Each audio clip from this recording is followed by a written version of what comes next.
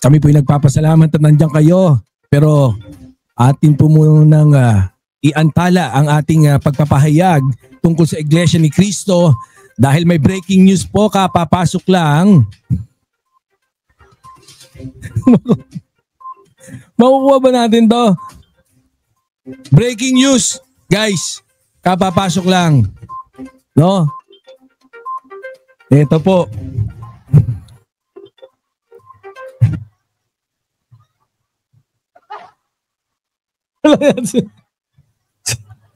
Happy ka, bossing.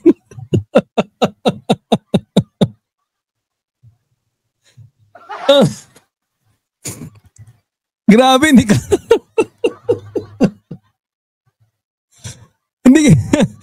hindi ka siya sa 1.5.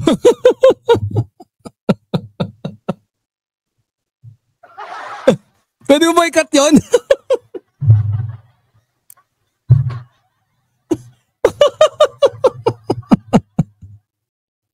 Di sa akin galing.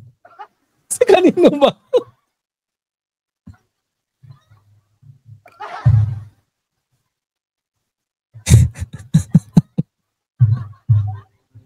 Ayan nga po mga kababayan.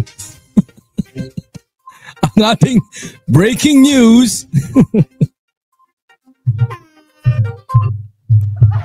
Ang 1x1 ni Aimee.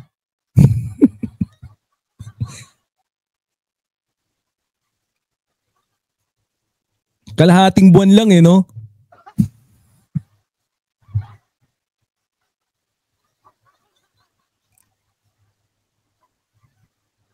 Sarap ng buhay. Hayop na yan. Oh, hindi po edited yan Talagang yan, ganyan yung mga picture ng dati. Ayan. Talaga siya. Ayan na. Balik po tayo sa ating news. Ano sabi? Anong masasabi po ninyo ng organizers ng rally na hanggang sa ikalawang araw, yun pa rin naman po ang ipananawagan ng rally. Justice, accountability, transparency, at peace. Labas sa pinag-usapan ang sinabi ni Senadora. Pero noong narinig natin ay pinabayaan natin dahil ang tema po ng kanyang sinasabi ay justice, transparency, accountability.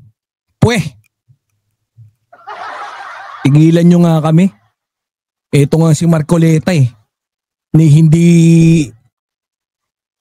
pinanghihingi na yung batas na yun na kailangan batas na kailangan ilabas yung kanyang sose ng maayos. Asa ang transparency ron? Kikipag-usap, pagpapayo ng isang nakatatandang kapatid sa kanyang nakababatang kapatid. At bakas po sa sinasabi niya na mahal niya ang kanyang kapatid. At hindi lamang po yun, mahal din po ni Senadora ang kanyang bayan. Ayop na yan Ayun ang sabi nito. Kaya naman natin pinlay yun. Did you manage to watch it? Nung yun So, pinayagan daw na magsalita, hindi daw inawat, dahil daw, ito yung tagapagsalita talaga ng Iglesia ni Cristo Dahil, napakaganda rin naman daw ng sinabi, parang ganon. Not verbatim, pero yun yung concept or angulo na kanyang ginamit kung bakit niya nasabi. Kung bakit niya nasabing ganon yung na pinayagan nila. Pero ito, ni Cristo, gusto ko lang iparinig din sa inyo itong pautot naman. Pautot tuloy. Itong news ni ano pangalan nito? Anthony Taberna. Si Katunyot. Katunying. Ano sabi ni Katunying? Ang nabigla doon sa Boss Densable niya dahil hindi naman yun ang paksa ng kanyang tatalakayin dapat. Tinigil tuloy. Tungkol sa hanggang bago umakyat pala si Senate. Anong tinigil tuloy? Walang tinigil. Ulit ang point na dito kasi kung bakit pinayagan. Yan yung tanungan dyan. Bakit pinayagan mo? Parang ganon. Ma'am Evelyn, shout out. Ni Cristo, ang nabigla Nabigla doon sa sinabi niya dahil hindi naman yun ang paksa ng kanyang Nabigla daw ang Iglesia ni Cristo. O ano daw ginawa? tatalakayin dapat. Tinigil Hindi ang tuloy. tungkol sa Tinigil, hindi tinigil. Hindi tinigil yung pagsasalita. Mali ha, baka mamaya ma-mislead kayo ha. hanggang bago umakyat pala si Senator Amy Cumbachero, nire-remind siya na stick with the topic ha. Ang topic ay General Appropriations Act lang. Sino kaya? Sino? Senadora yan, no? Umakyat, no? Oy, stick with the topic, ganun ba? Nakita nyo ba kung gaano kakupal si Amy? Nakita nyo yung lumalabas na video, tinulak na ganun? Tingin mo, kaya mong sabihin si Amy ng ganun? Sino? Sino sa INC ang maggaganon? As a group, baka pwede nyong gawin. Pero kunyari yung isang individual na particular, maggaganon habang umaakyat, stick with the topic. Kalokohan. Yung ibang mga speakers dito mula pa kanina at pati mga speakers kahapon ay walang binabanggit tungkol sa destabilization. Yun nga eh. Andun si Marcoleta. Andun din si Chavit. Nagsalita si Chavit, si Marcoleta. Si Marcoleta, pakita pa lang ni Marcoleta yung mukha niya ron, destabilization na datingan. Kahit di siya magsalita. Pag si Marcoleta lumabas doon, tapos tumayong ganon, fake news kagad. Kung hindi siya fake news, sige nga, meron siya, bumbunan reveal. Hindi kami maniniwala sa kanya hanggat di niya pinapakita bumbunan niya. Ay, mali. Ni Cristo, Oh. may mikropono. Kaya Nakasulat. ang totoo nga ayaw ng INC na lang. Budget Yung ibang lang. mga speakers dito mula pa kanina at pati mga speakers kahapon ay walang binabanggit tungkol sa destabilization, papapabagsak sa Ganyan pala pagka-collaboration, no? May amuyong, may taga-yo-yo ka. Ganda. Ayaw. Ayun. Aha. Sabi nung isa no? Sabi nung Jerry Baha. Aha. Ayun. gobyerno. Ang totoo ay ayaw ng INC na pabagsakin ng gobyerno. Hindi ganun ang layunin. Hindi ganun ang layunin. Umuo naman daw. Oo naman. Umuulit pa Yung pala mismo, laman ng kanyang speech. Kaya Nakasulat. ang nangyari Cumbachero, nung pagkatapos nung speech, hindi naman siya binastos, hindi naman siya pinatulan lang. May video pa nga na kinakamayan siya nung mga nandun sa rally hanggang sa makababa siya. Pero yun respeto. Respeto na lang yun. Tapos saka hindi siya papatayin ng mikropono doon. Baka sabi ng iba, ba't hindi niya pinatayin ng mikropono? Sabi ng iba, ba't di nyo pinatayan? Puros kayo pa utot eh.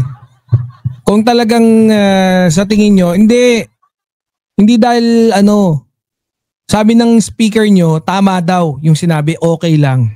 Hindi naman ganun. Hindi naman ugali ng Iglesia ni Cristo yung ganun. At hindi maganda. Kahit sino ay hindi magandang gawin yun. Yung bigla na lang papatay.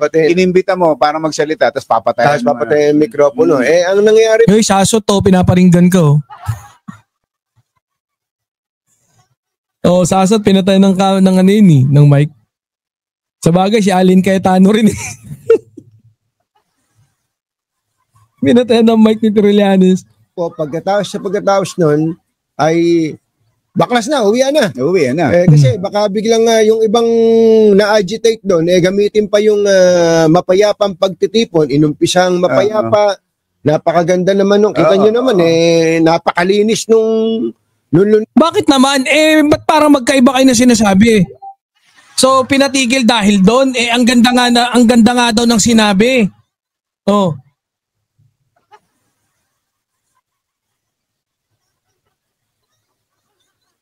Pag maganda yung sinasabi, walang bawian. Okay naman eh.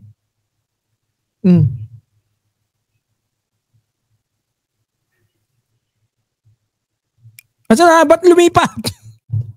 ni Cristo, pampagtitipon, inumpisang mapayapa, Napakaganda naman nung, kita nyo naman napakalinis nung Luneta. Pag-alis ng mga kapatid, uwian na. Baka kasi may magsamantala at biglang may magsisigaw doon na tara na sa Malacanang. Yung mga ganun. Yung problema. Ang dali-daling hindi. Kaya yun daw, ganun daw. Pero magkaiba sila ng sinabi, no? Yung sinabi, yung ganda nga ng ba't naman, kung dapat nag-coordinate kayong tatlo. Di ba? Yung mga natin, punyemas na mga nabubuisit ako Yung mga post sa Facebook yung iba nagpapasalamat kaagad na in fairness naman. In fairness kay sa INC, ganto ganyan, nagpapauto kaagad kayo kay Kilatonying Tapos ayun, maririnig natin yung syempre yun ang mas paniniwalaan mo kaysa kay Katonying. Speaker yun.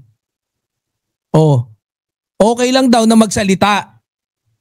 Ba't parang dito dun sa dalawa, tinigil na kaagad namin, di namin alam, ganun sasabihin baka mamaya magamit pa nung iba sa pag-agitate nung tinan mo naman, ano ba sabi nito?